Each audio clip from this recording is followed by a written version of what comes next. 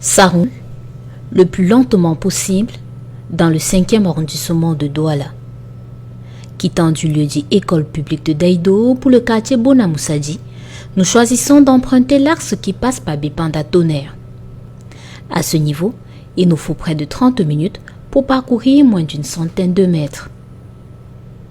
À la fin de ce périple, sur le visage d'autres automobilistes se lit aisément la colère et l'incompréhension sur le rôle des autorités administratives et surtout municipales dans l'entretien des routes dans la capitale économique du Cameroun. On invente la conduite au Cameroun, on dirait un nouveau sport qu'il faut créer. Donc si le gouvernement pouvait prendre comme une nouvelle discipline sportive pour conduire désormais à Douala, ça serait mieux. Les garages c'est tous les jours, les garages c'est tous les jours. Les garages c'est tous les jours. Donc et c'est le porte-monnaie qui souffre. Parce que le mécanicien ne dépend pas pour rien. Le tour se poursuit et nous sommes à nouveau ralentis au lieu dit Bao. Ici, la route est coupée en deux par d'énormes trous remplis d'eau après une pluie tombée ce jour dans la ville de Douala. La voie inutilisable, c'est désormais sur l'espace réservé aux piétons que les conducteurs se débrouillent et même là, c'est avec beaucoup de peine. Présentement, l'aspect de la route de Bao, ça nous dépasse parce que sans les trottoirs, nous on ne peut plus circuler avec nos clients.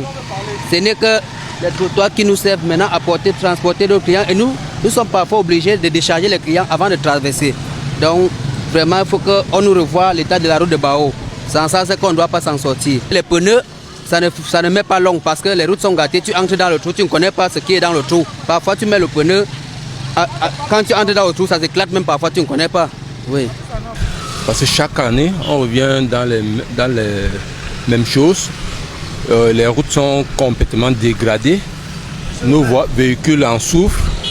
Et puis, nous sommes tout le temps au garage pour arranger cardans, amortisseurs. C'est vraiment regrettable.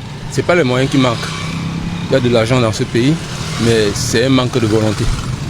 La route en mauvais état, les activités économiques de la zone se font aussi au ralenti, aux grandes dames des promoteurs. Quand la route n'est pas praticable, même nous qui sommes là, nous sommes aussi là parce que nous sommes là à la recherche de notre pain quotidien.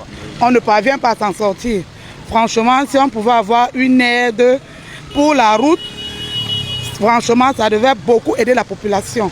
Regardez l'état de la route, regardez comment l'eau scanne. Jusqu'à là-bas, au rond-point Maïtu, quand vous entrez tout droit, rien que le goudron là. Des fois, les gars du quartier, avec leur ténacité et leur capacité, ils prennent les pelles avec les roues pour enlever la boue dans les rigoles. Et tu vois bien de fois, les motos tombent parce que la route est mauvaise. Que ce soit en journée, que ce soit dans la nuit. De temps en temps, des riverains de manière bénévole travaillent au réaménagement de cette voie. Quand je travaille aussi, un temps volontaire, la personne qui donne, il donne. La personne qui ne donne pas, je continue ma route. Si la route n'est pas gâtée, tu n'auras pas de travail. J'irai trouver du travail. Mais parce que je vois comment les gens souffrent.